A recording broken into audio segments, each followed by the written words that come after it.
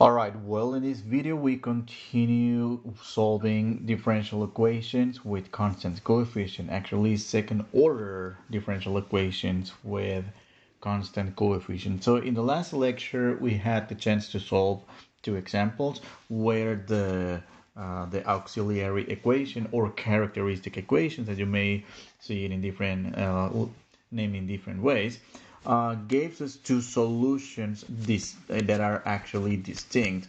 So the form of the solution in this case is y c1 e to the m1x plus c2 e to the m2x. So all we do is, in reality, turn the differential equation into a polynomial equation, solve the polynomial equation. The roots of the polynomial equations are the coefficients of the exponents in the exponential functions. So we solved two of these exercises. Let's do one more. Well, actually, a few more. So letter C. So letter C, we have the equation y double prime minus 10y prime plus 25y. The auxiliary equation, that is m squared minus 10m plus 25, equals to 0. So factoring the polynomial, so we will be looking for factors of 25 that add up to negative 10. Well, using the double bubble method, factor the polynomial, that's m minus 5, m minus 5. Well, unlike exercises A and B, notice here we have a product of two factors that repeat, which would give us a repeated solution. M minus 5, set it equal to 0, that means m equals to 5. Well, in the case where we have a repeated solution, we use the second case. Let me go back and list the cases. They're at the top of this page. So case number 2, m1 and m2 are repeated, are real and repeated. The solution is c1 m1x plus c2x times e to the m1. So there was a little typo that I fixed in class. It's m1, right? So this would be y equals to c1 e to the m1x plus c2 x e to the m1x, which in this case y equals to c1 e to the m, which is 5x, plus c2 x e to the 5x. All right, final answer. So in summary, every time we have the repeated case, we write c1 e to the 5x plus c2 e to the 5x as well, but multiplied by a factor of x. When we're done solving these exercises, actually, I'm going to show you the derivation of where these results are coming from, right? In the meantime, let's solve another equation. So, y prime equals to y double prime, rather, y double prime plus 4y prime plus 7y. That has the characteristic equation m squared plus 4y, plus 4n plus 7, and set that equal to 0. Now, unlike the other three exercises we have solved so far, if we try to factor this polynomial, there's no factors of 7 that add up to 4. The only factors of 7 are 1 and 7, or negative 1 and negative 7. None of those two combinations add up to positive 4. So in this case, we would have to use the quadratic formula. That is, m equals minus b plus or minus square root of b squared minus 4ac, everything divided by 2a. That equals minus b, which is minus 4, plus or minus the square root of b squared minus 4 times a, which is 1, times 7, which is c. Okay, everything gets divided by 2 times 1. Okay, so that'll be negative 4 plus or minus, that minus b gets replaced with 4 squared. So 4 squared, which is 16 minus 28, 16 minus 28 would give us a negative 12 inside of the radical over 2. And let's simplify this number. So 12, it has a perfect square as one of the factors. That's going to be negative 4 plus or minus the square root of negative 4 times 3, and then divide by 2. This would be negative 4 plus or minus 2 root of 3 root of negative 3 rather. So that is taking the square root of 4 divided by 2. Now in this case, negative 4 goes into 2 evenly, 2 goes into 2 evenly, so this reduces to negative 2 plus or minus square root of 3, but I'm going to write an I in front of the radical because that's just 2. So we don't keep the negative inside, because in this case it's going to be a complex solution one, right? Well, from here we get the following. We get that alpha equals to negative 2 and beta equals root of 3 without the I, all right? So the solution of the equation doesn't contain the I. So whenever we have complex solutions, we write the solution for case number 3, e to the alpha x times the combination c1 cosine beta x plus c2 sine beta x. Okay, let's go ahead and write it down. So that'll be y equals to e to the alpha x times c1 cosine beta x plus c2 sine beta x. Simply y equals e to the alpha, which is negative 2x, times c1 cosine of root of 3x. Be careful because the x is not inside of the radical, all right? That's the coefficient is the root of 3, and plus c2 sine square root of 3x. Okay, final answer. Okay, so in this set of 4 exercises, we solved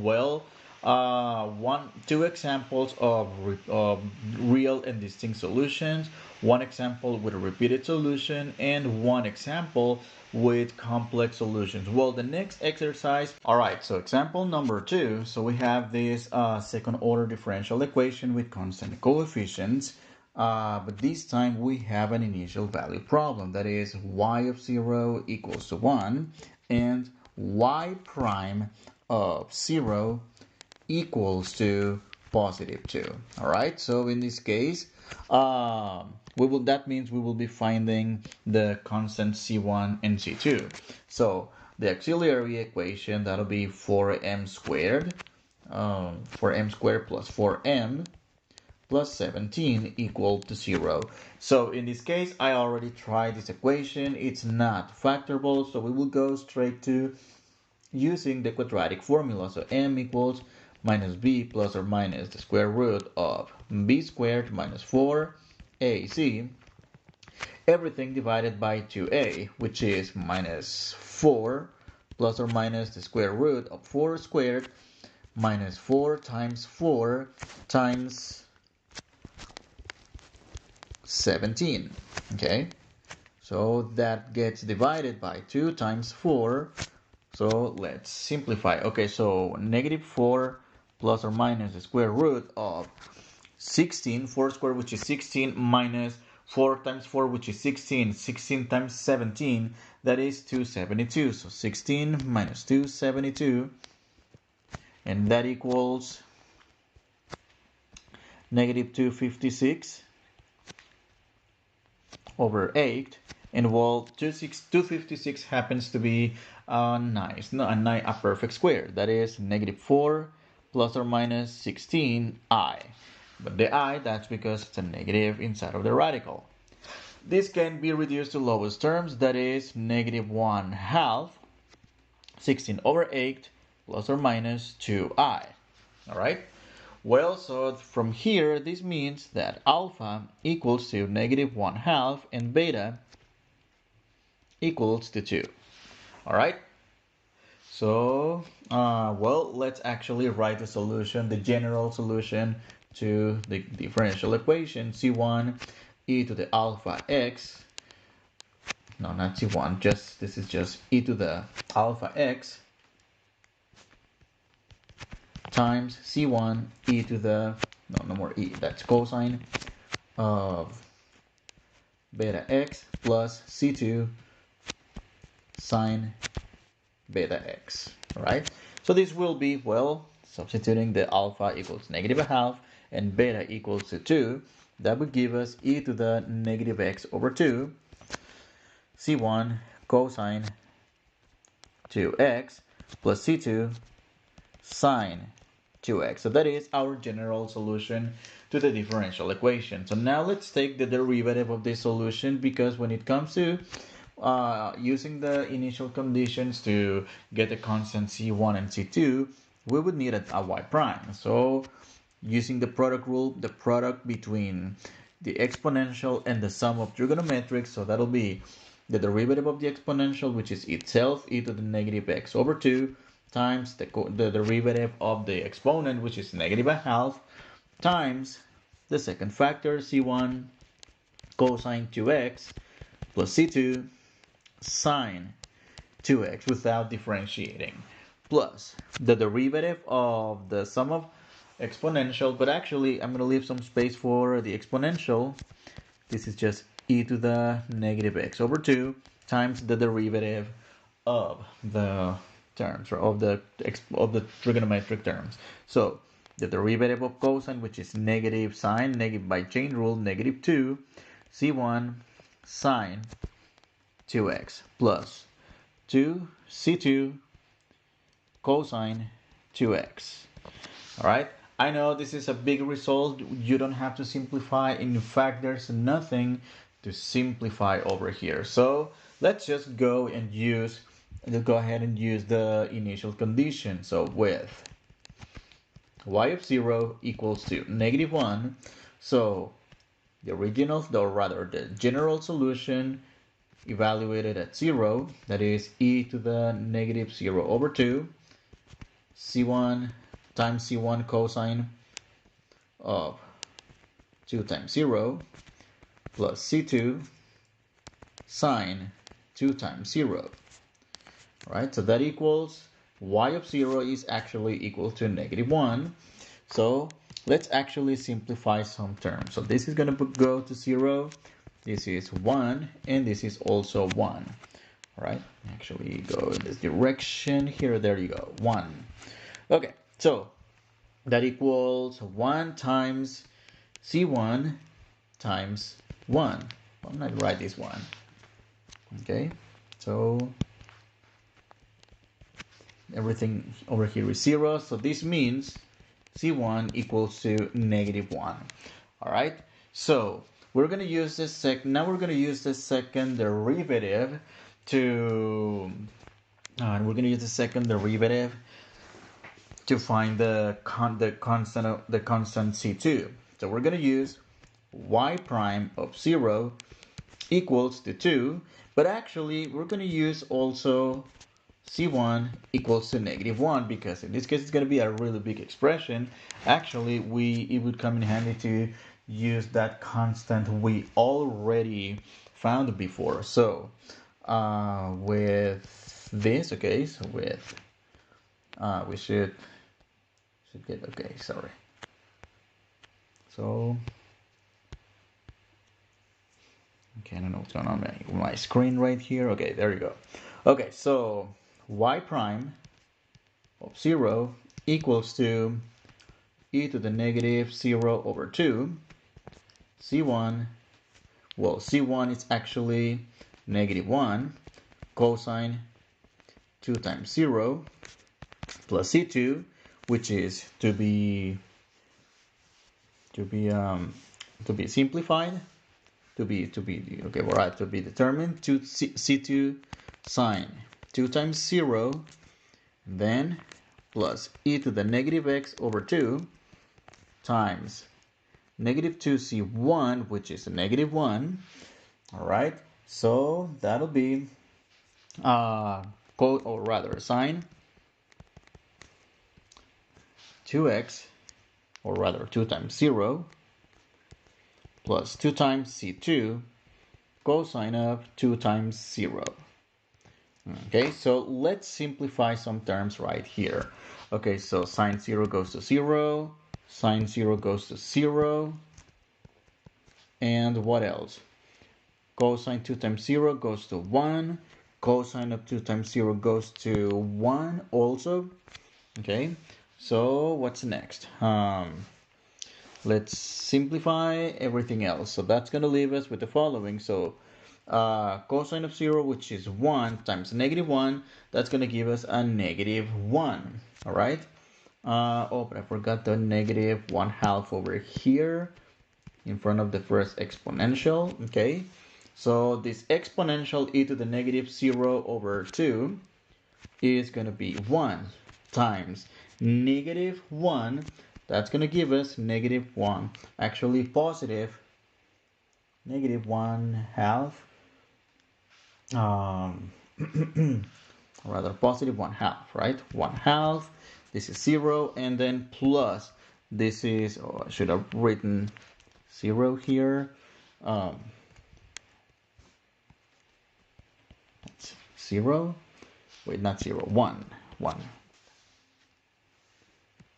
Okay, so what else? So this will be, okay, so 1 times 0 plus 2c2, and that equals y prime of 0, which we said it was 2, right? The quantity highlighted with green. So let's subtract 1/2 from 2. That's 2c2 equals to 2 minus 1/2 is that 3/2, and then divide both sides by 2. C2 equals to 3/4. So we have now everything we need to write the particular solution to the differential equation. So y equals e to the negative x over 2, and instead of c1 we're going to write negative cosine 2x plus, instead of c2 right here we're going to write 3/4 sine 2x, and that is our final answer. All right, now, okay, so let's go back. So before solving these higher order homogeneous differential equations, in which we will apply essentially these 3 different cases in one single equation, well, again, we have 3 cases. The case where if we have 2 solutions to the second or to the quadratic auxiliary equation, well, we write the solution to the differential equation as c1 e to the m1 m sub 1x plus c2 e to the m sub 2x. Whenever these are real and repeated, well, we write combinations of the same exponential, except that the second term gets multiplied by a factor of x. When m1 and m2 are both complex, or rather they're complex pairs, of course, we have this linear combination of exponentials with cosines. But actually, it's important to see where are these solution types coming from. Well, so number 1, let me go back to a couple pages ago. So when we first describe how the equation looks like, when we propose a solution of the form y equals to e to the mx. Okay, so that produces an exponential equation that can be solved, and a polynomial equation, in this case a quadratic equation, that can be solved. So that's what we call, again, the auxiliary equation. And well, that equation has the 3 different cases based on the discriminant, that is the quantity inside of the radical.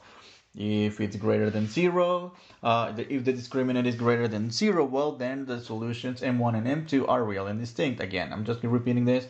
If m1 and m2 are real but actually equal or repeated, that means the discriminant is 0. But in the case where m1 and m2 are conjugate complex numbers, that's because the discriminant is 0. So the first case, distinct and real roots. So actually, there's really nothing to derive or to solve. So in this case, because we can solve the exponential equation, but still we propose a solution in exponential form. So the roots of the auxiliary equation are the coefficients of x in the exponent of these exponential functions, and as a linear combination of the 2 solutions, well, we write it in general form like this, with a c1 and a c2 for each of the case. Now, the question here is, well, why do we multiply by this factor of x for the repeated case? All right, well, so okay, so in this case, because in this case we get only one solution because it's repeated, that means m1 equals to m2. Okay, so number one, consider the general case of the auxiliary equation, that is am squared plus b m plus c equals to 0. Okay, actually, what am I going to do here? I'm going to divide both sides of this equation by a to obtain the following result. So that's m squared plus b over a m plus c over a equals to 0. You'll see why am I going to do this. Again, in this case, m1 equals minus b plus or minus the square root of b squared minus 4ac. Everything divided by 2a. All right? Well, because the discriminant right here is 0, so this has to be 0 in order for the equation to have one solution. So this is equal to 0 since the quadratic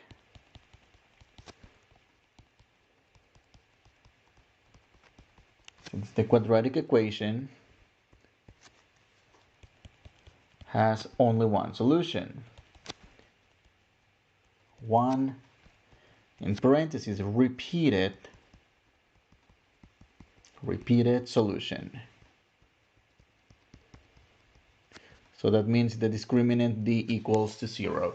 So this implies the following. So this means m1 equals to simply minus b over 2a. Well, I'm going to rearrange this just a little bit. I'm just going to multiply both sides of this last result by 2. So negative b over a equals to 2 times m1. I know you might be asking, why am I doing this? Well, we're going to use this later. Okay, so repeated in real roots, we just get one solution. How do we get the x e to the m1x? Well, again, that's going to take us back to the previous section, that is 3.2, reduction of orders. Remember, we can always get a second solution if we have one solution already. That is, using this big formula that actually I proved and derived in the previous lecture in the classroom. So that is the y1 times the integral of e to the negative integral of p dx over the known solution, quantity squared, dx. Okay, so that's why I actually rewrote the equation like this, because this auxiliary equation would be the auxiliary equation to the equation y double prime plus b over a y prime plus c over a y equals to 0, and then we're going to use reduction of order to find the second solution. But actually, whatever multiplies the first derivative in the equation, it's going to be our p. All right, well, so let's substitute what we know from the situation. So y sub 1, that is our first solution, e to the m1x times the integral of e to the negative integral of p, which is b over a dx. Okay, actually, yeah. So so this will be divided by e to the m1x quantity squared dx. So that equals e to the m1x integral. Well, the integral of b over a is simply b over a times x, but negative. So e to the negative b over a x over e to the m1x. Actually, let me multiply that, it's 2 m1x. All right, remember what we did before right here? So I'm going to replace, this negative b over a with 2m sub 1. Replace that, replace it. This will be e to the m sub 1x integral of e to the, instead of negative b over a, I'm going to write 2m sub 1x over itself actually, dx. What do we get? This divide out, e to the m sub 1x integral of dx, which is actually simply x e to the m1x. And this is where the second solution is coming from. This is why we multiply the second term in the linear combination of the solutions by simply x. It's because it's just putting together this reduction of order with what we did before. All right, with what we're doing right now, I mean. So the general solution would be y equals to c1 e to the m1x plus c2 x e to the m1x, as it is described over here, right? So now let's justify, or verify rather, or prove, if you will, case number 3. Okay, case number 3, when m1 and m2 are complex, we can also write the solutions m1 as alpha plus beta I and m2 as alpha minus beta I, which is what we have been getting. Okay, let me go to one of the examples. So over here, that's plus or minus. Over here, this is really m1 equals to negative 2 plus I root of 3, and m2 equals to negative 2 minus I root of 3. Two solutions for a quadratic equation. So let's see how that relates to what we have so far. All right, so this means in this case that if m1 and m2 are solutions to the differential equation, okay, so let's pretend that we can still use, okay, so y equals to c1 e, let's use the exponential form, e to the m1x, that is e to the alpha plus beta I x plus c2 e to the alpha plus beta or rather minus alpha minus beta I x. You know what? Actually, I'm going to change these constants c1 and c2 for k1 and k2. There's a big reason why am I doing this. So I will explain that later as we actually I'll explain it later. Okay. So this is x, all right? So using properties of exponentials, what do we have over here? Well, so this is the same as saying, because this is an addition, this would be e to the, or rather k1 e to the alpha x e to the I beta x. Actually, instead of writing beta I, I'm going to write it as I beta for a reason. And then plus k2 e to the also alpha x e to the negative I beta x, right? So actually, how about we factor out the e to the alpha x, right? E to the alpha x, that rather times k1 e to the I beta x plus k2 e to the negative I beta x, all right? So that's what we have so far. Let's work with this quantity right here. So that we need to turn this quantity into this c1 cosine beta x sine c2 plus c2 sine beta x. Well, it's going to take a couple steps, a few I'm going to say. What do we need? So we need to using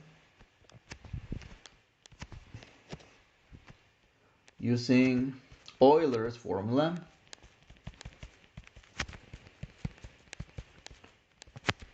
which is a formula you should have learned in pre-calculus or in trigonometry when you express a complex number in exponential form or in trigonometric form. That is e to the I. I'm change for x. So typically you use the letter theta, but here I'm going to use x plus I sine x. So this is again a formula you should have learned in trigonometry, in pre-calculus.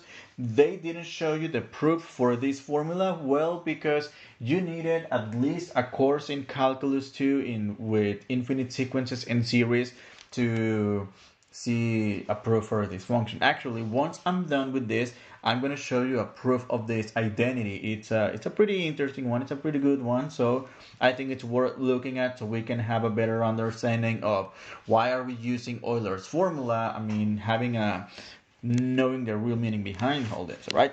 Okay, so how does Euler formula work? Okay, so here we're going to turn the exponential with the imaginary exponent into cosine plus a sine. All right, well, so let's go. So that is y equals to, again, so it looks like okay.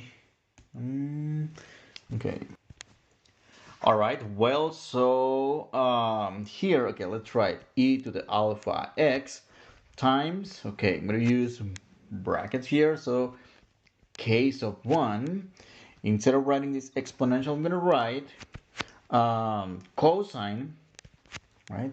That's going to be cosine of beta x plus sine beta x, right? Plus k2, well, actually we forgot the I sign here, right? K2 times cosine, careful here, of negative beta x plus I sine negative beta x. Okay, close parentheses, and I'm going to close the brackets for all of it. Okay, so I'm going to distribute the k's right here in the k1 over the 2 cosine and the sine term right there. Also, I will distribute the k2 over the sum of the cosine and the sine, but at the same time, I'm going to simplify these trigonometric functions of negative angles. So you want to recall from even and odd properties of trigonometric function that cosine of negative theta that equals simply cosine theta. Sine of negative theta that equals negative sine theta. So this will result into the following.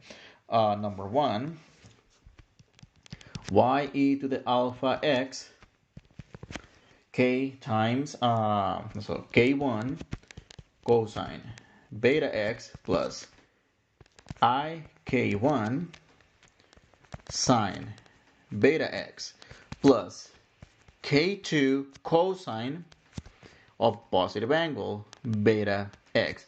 But again, here the minus goes outside with a minus. Okay, the minus goes outside. Minus k2 I sine beta x. Actually, we're almost there. We're almost done to obtain this solution. So what are we going to do here? So I'm going to put together the cosines with the cosines because they don't have those two cosines do not have any imaginary factors, and the sines with the sines. So this will be y equals e to the alpha x times well, let me do bracket still. So that'll be actually, rather than writing them together, so check what I'm going to do. Let me highlight them. Let me highlight the cosines just to be quicker on this, and let me highlight the sines with different colors.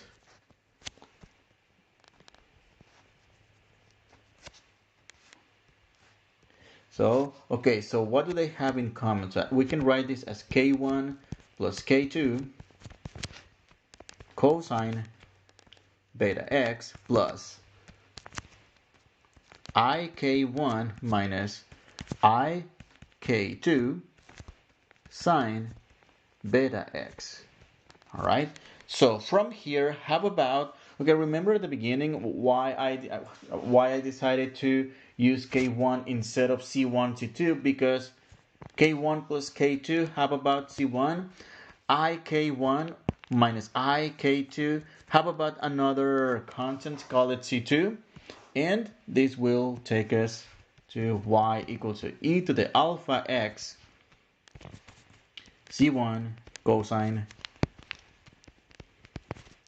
bx plus c2 sine, not b, beta x. And that is how we get the result for complex solutions, right? That is case number 3, right?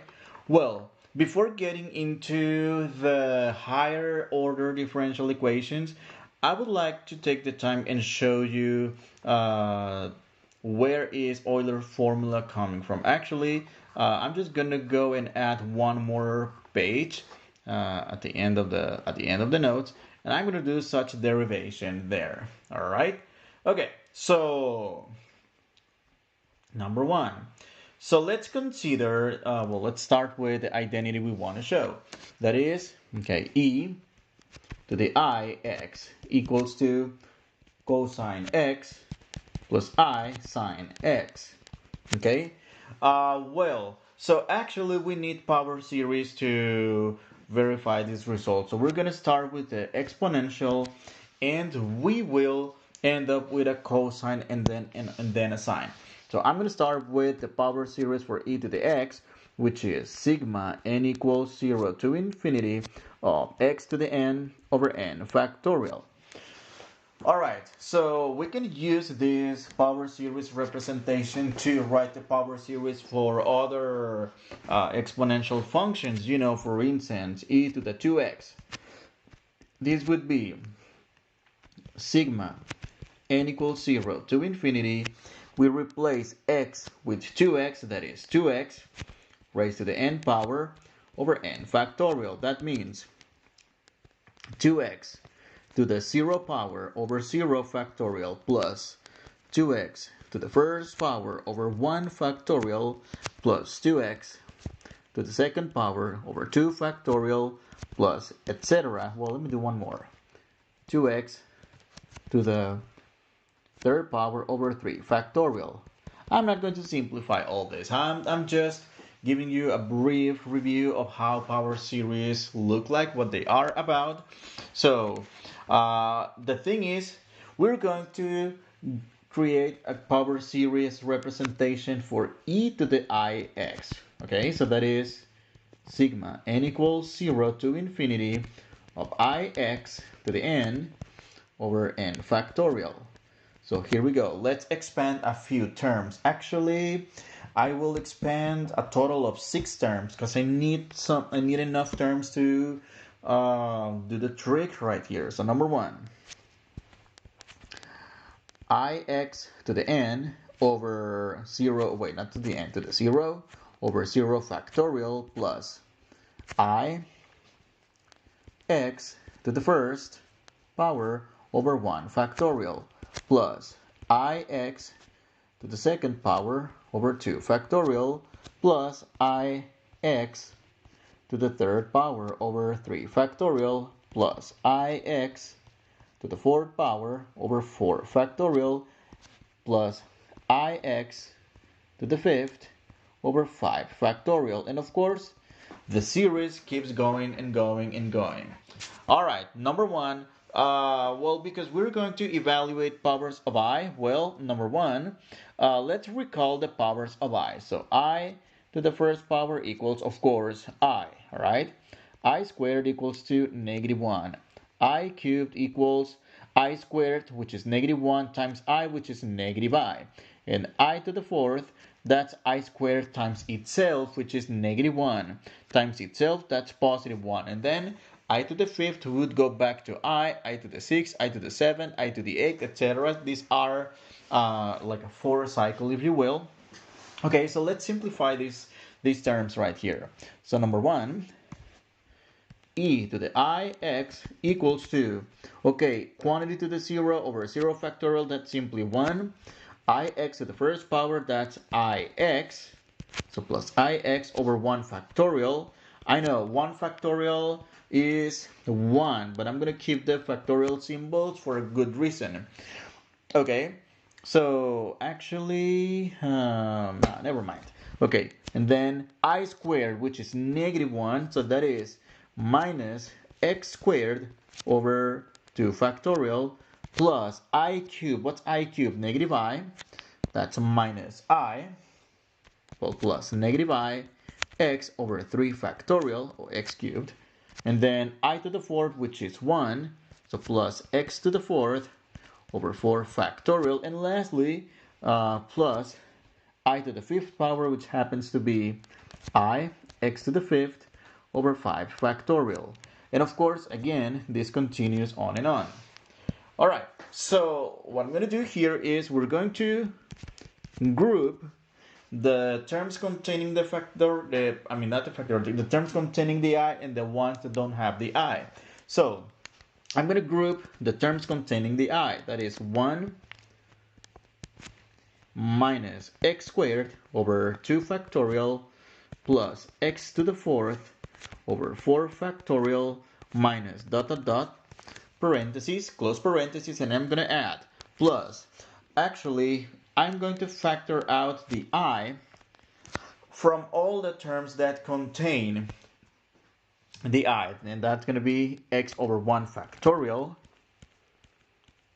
minus x cubed over 3 factorial plus x to the fifth over 5 factorial minus dot dot dot. And hopefully you recognize these two individual series. These are the power series for cosine, and this is the power series for sine. So let's write e to the ix equals sigma n equals 0 to infinity of, because this is an alternating series, -1 to the n, and the powers are even numbers, and the factorials are also even numbers, right? So that's the power series for cosine plus I times sigma n equals 0 to infinity of, again, -1 to the n power, and in this case we have power 1, power 3, power 5, that is odd powers, that is x to the 2n plus 1 divided by 2n plus 1 factorial. All right, well, so these two power series happen to be cosine x plus I sine x, which is equal to e to the ix, and this is how we prove Euler's identity right here, right? Which is the identity that we needed to use to rewrite those exponential solutions. Okay, let me go back. Those exponential solutions containing complex numbers in a more friendly way that do not involve any complex numbers. All right. So now that we have a better overview of how this method works, so it's funny because the behind the scenes, it's kind of elaborate. It's it's interesting. I find it very interesting. However, it is the solution of the actual equations what's really short. Some, I mean, like I have been mentioning before, solving equations like this, all you need is to know how to solve polynomial equations. In the most cases, by factoring, but if not, quadratic equation or higher or others for higher order equations. All right, so here we go. Now let's solve one. Solving higher order homogeneous differential equations. Okay, so again, the methods we have used for the second order differential equations also apply for higher order. So now we need to look at all the different kinds of solutions. For instance, okay, so y triple prime plus 3y prime minus 4y. Actually, notice something. Notice y double prime term is missing. Okay, so this means when we write the auxiliary equation, that'll be m cubed plus 3m squared plus actually 0m or simply minus 4 equals to 0. All right, so well, in this case, how do we solve this cubic equation? Well, there's some special cases of cubic equations for which factoring by grouping but that works actually. Those equations apply factoring by grouping whenever we have four terms. For this one, we would have to use the rational root theorem. Well, the leading coefficient, which is 1, that's our q, and the constant term, which is our p. So what do we do? Plus or minus p over q. What do we do? Plus or minus, we list, plus or minus p, which is 4 over 1, which is plus or minus. Let's list all the possible factors of the number 4. That is 1, 2, and 4. All the possible factors of 1, well, just 1. So I know plus or minus 1, but actually we already had the plus or minus here. Okay, so what do we do? So we will list plus minus 1 comma plus minus 2 over 1, which is 2, plus minus comma plus minus 4 over 1, which is 4. So we have a total of 6 potential zeros. However, only 3 of them are going to be zeros because we have a cubic equation. Well, so let's have a look. So we need to test every single zero. So I'm going to start testing m equals to 1. I'm going to do synthetic division. So synthetic division is a technique you should have learned in your maybe intermediate algebra, but use it a lot in college algebra. So what am I going to do here? So I'm going to write down the coefficients of the polynomial, the coefficient of m cubed, which is 1, the coefficient of m squared, which is 3, the coefficient of m to the first power, but again, there's no m, that's a 0, and the constant term. All right? So, well, what do we do for synthetic division? Well, so drop the first number, that's too big. Drop the first number, multiply 1 times 1 equals to 1. Write it down below the number in the next column. Add the two numbers, 3 plus 1 equals to 4. Multiply with 1, that equals to 4. Write it down below the 0 in the next column. Add the two numbers, 0 plus 4 equals to 4. And this new 4, multiply with 1 equals to 4. And write it below the 4 in the last column. Well, in this case, the last result happens to be 0.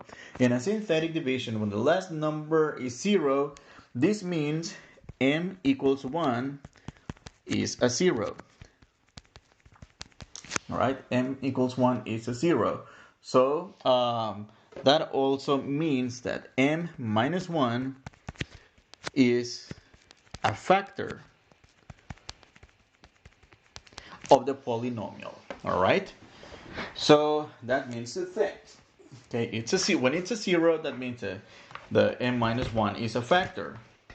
All right. Well, so let's see how that keeps helping us solve the problem. Well, so let's see. So let's see how we interpret the result of this synthetic division. The list of numbers right here correspond to the coefficients of m cubed, m squared, m, and the constant term. These new numbers right here correspond to the coefficients of m squared, m, and the constant term. So now, let me go back to the original equation. M cubed plus 3m squared minus 4 equals to 0. That means m minus 1 is one of the factors. The other factor is m squared times 1, that is m squared. M times 4, that's plus 4m. C, which is plus 4. All right. Equals to 0. So m minus 1. So now all we need right here is factor the polynomial right here. Factors of 4 that add up to 4, that equals plus 2 and plus 2. Okay, so we're going to get one of those repeated solution cases. All right, so let's see. So from here, we get that m minus 1 equals to 0, which is our m equals to 1. And over here, m plus 2, because it's repeated, m plus 2 equals to 0. That means m equals to negative 2. And in this case, keep in mind that this is repeated. All right, actually, let me call this M1 and M2 just to label them, all right? Because we're going to write our solution. So the general solution would be y equals to C1 e to the M1 x plus, so that'll be the 1 right here, right? Plus C2 e to the M2 x. But guys, because M sub 2 is repeated, I'm going to write C3 x e to the M sub 2 x. All right, so let's simply substitute. Y equals to C1, M equals to 1. I'm just going to go e to the x. We don't need to write the 1. Plus C2, e to the M sub 2, which is negative 2x, plus C3, x e to the negative 2x. Final answer. So that is the solution to the differential equation. All right, well, example letter B of solving higher order differential equations. Well, so we have the fourth derivative of y with respect x plus 2 times the second derivative of y with respect x plus y equals to 0. So, okay, so the auxiliary equation, which is m to the fourth power plus 2 times m squared plus 1 equals to 0. So we need to find the solutions to this equation in order to write the linear combination of the solutions. Okay, so well, in this case we have a fourth degree equation, but if you notice the pattern, this equation looks a lot like one of those quadratic in pattern. So you can always think of m to the 4 as m squared squared plus 2 times the quantity m squared to the first power plus 1 equals to 0. So actually you could solve this equation by factoring. So because factors of 1 that add up to 2, that'll be plus 1 and plus 1. What do we write in the place of in these blanks right here? That would be m squared and m squared, right, rather than just m like we did with other exercises. Well, so number one, notice how these factors are repeated. So I'm going to take only one of these. So that is m squared plus 1 equals to 0. Solve the quadratic equation. M squared equals to negative 1. M equals to plus or minus the square root of negative 1. All right, so this means m equals to plus or minus I, or if you will, m equals to 0 plus or minus I. What would that be? It means that alpha equals to 0 and beta equals whatever multiplies the I, which is 1. But notice these are repeated. These are repeated. All right, well, so let's propose a solution. So number one, because so y equals to what is it? E to the alpha c1 cosine beta x plus c2 sine beta x.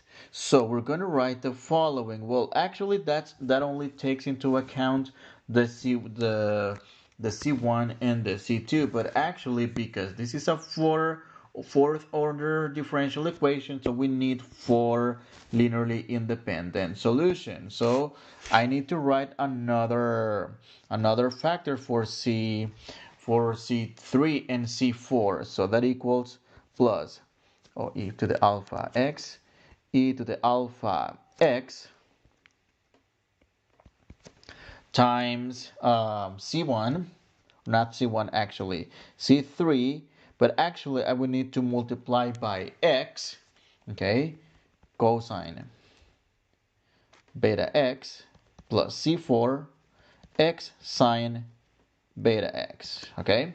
So let's substitute y equals to e to the alpha, which happens to be 0x, C1, cosine beta, which is simply 1 times x plus C2, sine beta, which is 1 times x, plus another e to the 0x, C3, x cosine x plus C4, x sine x. Again, e to the 0x, it's the same as saying e to the 0, which is 1.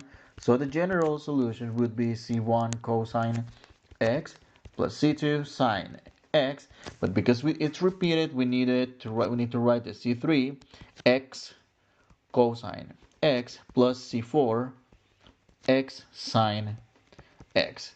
So that means that if we had to repeat it twice, then we would have needed to write plus c5x squared cosine c6x squared sine, etc. If we had to repeat it 4 times, then plus c7x cubed cosine blah blah blah plus c8 x cubed sine, etc. But well, in this case, it's just repeated once, so it's only 1 power of x. And this is important for later when this idea about multiplying by an x. All right, so let's do one last example. That is another third order differential equation, y triple prime minus 2y double prime plus 9, 9y prime minus 18. So that is the auxiliary equation m cubed minus 2m squared plus 9m minus 18 equals to 0. So we need to solve this polynomial equation. Well, in this case, by factoring. Actually, if you look at the coefficients, it seems like we can factor by grouping. So group the first two terms, group the last two terms together. Grouping, we can factor out m squared times m minus 2 plus n9 times m minus 2. That equals to 0. Okay, so from here, factor m minus 2 times m squared plus 9 equal to 0. From here, m equals to negative 2. Well, wait, m minus 2 rather equals 0. Oh, okay, m equals to positive 2. From the second factor, m squared plus 9 equals to 0. So let's solve this quadratic equation using the square root property. That is m squared equals to negative 9. So m equals to plus or minus the square root of negative 9. The square root of negative 9 is 3i because of the negative inside of a radical. M equals to plus or minus 3i. Okay, which is the same as saying m equals 0 plus or minus 3i. And I add the 0 as a placeholder just to say that alpha equals to 0 and beta equals whatever multiplies I, which is just the 3 without the I. All right. So now let's propose a solution. So in this case, actually, this you can think of m equals to 2 as our m's of 1. So y equals to e to the, or rather c1, e to the m1x plus then the solutions for the imaginary or complex one. That is, well, I'm going to write a c right here. That's e to the alpha x c2 cosine beta x plus c3 sine beta x, right? Let's just substitute y equals to c1 e to the m1, which is 2, x plus e to the alpha x, which is 0x, c2 cosine beta, which is 3x plus c3 sine 3x. Well, e to the 0 x is again it's the same as saying e to the 0, which is 1. So y equals to c1 e to the 2x plus c2 cosine 3x plus c3 sine 3x. Final answer. All right, and here is where we finish this section 3.3. So we will continue this in section 3.4. All right.